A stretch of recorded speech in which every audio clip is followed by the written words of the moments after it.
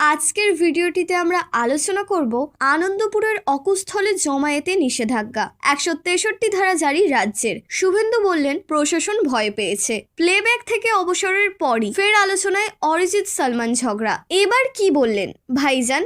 বঞ্চনার ক্ষোভ, তৃণমূলের বিরুদ্ধে সরাসরি যুদ্ধের ডাক। মালদার কিষাণ জাতির এসএলটির দাগি শিক্ষক এবং অশিক্ষকদের তালিকা দিল এসএসসি। কেন দাগি তাও বলা হলো বিজ্ঞপ্তিতে। নিউ টাউনের হোটেলে সেলিম হুমায়ুন বৈঠক, জোট নিয়ে দীর্ঘ আলোচনা। বেরিয়ে কি বললেন কবির, কি করবে সিপিএম? প্রিয় দর্শক, এবার আসছি বিস্তারিত খবরে। তার আগে ভিডিওটিতে একটি লাইক দিয়ে চ্যানেলটিকে সাবস্ক্রাইব করুন, যাতে পরবর্তী গুরুত্বপূর্ণ খবর পোস্ট করার সাথে সাথেই আপনাদের কাছে পৌঁছে যায়। আনন্দপুরের নাজিরাবাদের ভয়াবহ অগ্নিকাণ্ডের পর পরিস্থিতি নিয়ন্ত্রণে বারুইপুর মহকুমা প্রশাসন এলাকায় 163 ধারা জারি করেছে। নরেন্দ্রপুর থানার অধীনে নাজিরাবাদ অঞ্চলে 100 মিটারের মধ্যে 5 জন বা তার বেশি মানুষের জমায়েত নিষিদ্ধ। প্রশাসনের দাবি, তদন্ত, প্রমাণ সংরক্ষণ ও উদ্ধার কাজে বাধা এড়ানো এবং আইন শৃঙ্খলা বজায় রাখতেই এই সিদ্ধান্ত। নরেন্দ্রপুর থানার আইসির আবেদনের ভিত্তিতে সুমোটোভাবে নির্দেশ জারি হয়েছে। নির্দেশ কার্যকর 28 জানুয়ারি বিকেল 5টা থেকে, যা চলবে 30 মার্চ পর্যন্ত বা পরবর্তী নির্দেশ না দেওয়া পর্যন্ত। অন্যদিকে বিরোধী দলনেতা শুভেন্দু অধিকারীর অভিযোগ, এই ধারা জারি করে আসলে বিজেপিকে ঘটনাস্থলে যেতে বাধা দেওয়া হচ্ছে এবং সত্য চাপা দেওয়ার চেষ্টা চলছে। ঘটনাস্থলের অবস্থা অত্যন্ত ভয়াবহ। পোড়া গোডাউন থেকে 3টি কঙ্কাল সহ মোট 16টি দগ্ধ দেহাংশ উদ্ধার হয়েছে। নিখোঁজের সংখ্যা 23 হওয়ায় মৃতের সংখ্যারও বাড়তে পারে বলে আশঙ্কা। ডিএনএ পরীক্ষার মাধ্যমে শনাক্তকরণ চলছে। গোডাউন মালিক গঙ্গাধর দাসকে গ্রেফতার করা হয়েছে। অভিযোগ, সেখানে কোনো অগ্নি নির্বাপন ব্যবস্থা ছিল না। যে কণ্ঠে আজ গোটা বাংলা ও বলিউড শ্রোতা মুগ্ধ, তার কেরিয়ারে এক সময় এমন একটি ঘটনা ঘটে যেটি আলোচনার বিষয়ে পরিণত হয়। 2011 সালে মার্ডার 2 দিয়ে প্লেব্যাক সিঙ্গিংয়ে আত্মপ্রকাশের পর অল্প সময়ের মধ্যেই তিনি ব্যাপক জনপ্রিয়তা পান। কিন্তু 2014 সালে এক পুরস্কার বিতরণী অনুষ্ঠানে সালমান খানের সঙ্গে ক্ষণস্থায়ী এক কথোপকথন ভবিষ্যতের জন্য বড় বিতর্ক তৈরি করে। ঘটনাটি ছিল, সালমান খান মঞ্চে অরিজিৎ সিংকে ঘুমিয়ে পড়ার কথা মজার ছলে বলেন, আর অরিজিৎ হাসতে হাসতে উত্তরে বলেন, আপনারাই তো ঘুম পাড়িয়ে দিয়েছিলেন।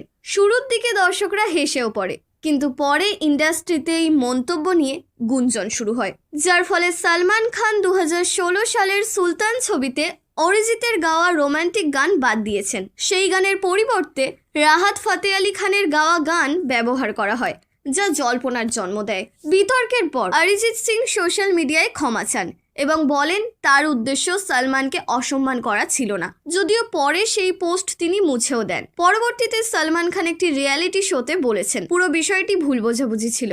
সময়ের সঙ্গে দুজনের সম্পর্ক সুরে আসে এবং অরিজিৎ আবার সালমান খান সংশ্লিষ্ট ছবিতে গান রেকর্ড করেন, যেমন টাইগার 3 এবং ব্যাটল অফ গালওয়ানের মাতৃভূমি। এই সম্পর্ক এর পরও ওঠানামা করেছে, আর সম্প্রতি অরিজিতের প্লেব্যাক সিঙ্গিং থেকে আকস্মিক অবসরের ঘোষণায় সঙ্গীত জগতে তা নতুন করে আলোচনায় এসেছে। 2026 বিধানসভা নির্বাচনের আগে মালদায় রাজনৈতিক উত্তাপ তুঙ্গে।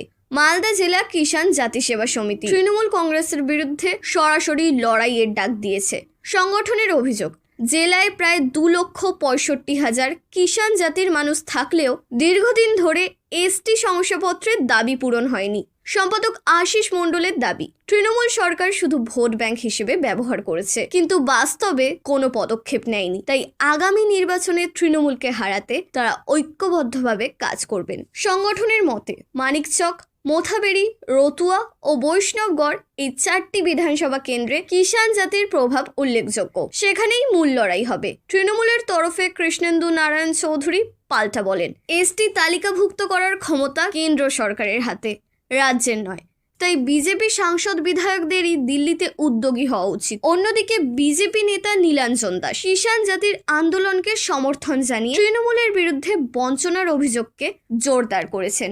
অর্থাৎ এসটি শংসাপত্র ইস্যু ঘিরে মালদায় নির্বাচনের আগে বড় রাজনৈতিক সমীকরণ তৈরি হচ্ছে।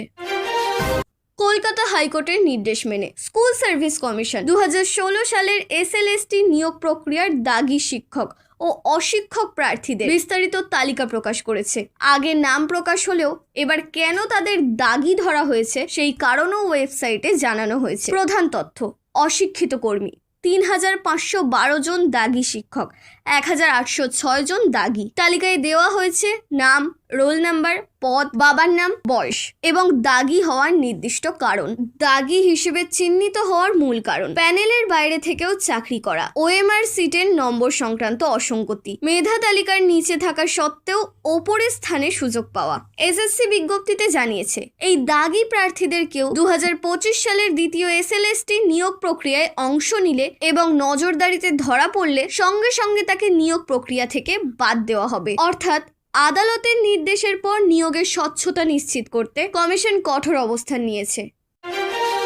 জনতা উন্নয়ন পার্টির প্রধান হুমায়ুন কবির ও সিপিএম এর রাজ্য সম্পাদক মোহাম্মদ সেলিমের মধ্যে কলকাতার নিউ টাউনের এক হোটেলে প্রায় 1 ঘন্টার বৈঠক হয়েছে। মূল আলোচনার বিষয় ছিল আসন্ন বিধানসভা নির্বাচনের সম্ভাব্য জোট। হুমায়ুন জানিয়েছেন তিনি সিপিএম ও আইএসএফ এর সঙ্গে জোট করে লড়তে চান এবং আইএসএফ এর সঙ্গে আলোচনা করার দায়িত্ব সিপিএম এর ওপরেই ছেড়ে দিয়েছেন। কংগ্রেস প্রসঙ্গে তিনি আগ্রহ দেখাননি। সূত্রের খবর, আসন সমঝোতা ও একে অপরের বিরুদ্ধে প্রার্থী না দেওয়ার বিষয়েও আলোচনা হয়েছে। তবে সিপিএম এখনো চূড়ান্ত অবস্থান জানায়নি। সেলিম বলেছেন তিনি হুমায়ুনের প্রস্তাব দলের কাছে জানাবেন। একই সঙ্গে হুমায়ুনের দলের আদর্শ ও অতীত বক্তব্য নিয়ে দলীয় স্তরে আলোচনা হবে বলেও ইঙ্গিত দিয়েছেন। এই বৈঠক ঘিরে সিপিএম এর অন্দরে মতভেদ তৈরি হয়েছে।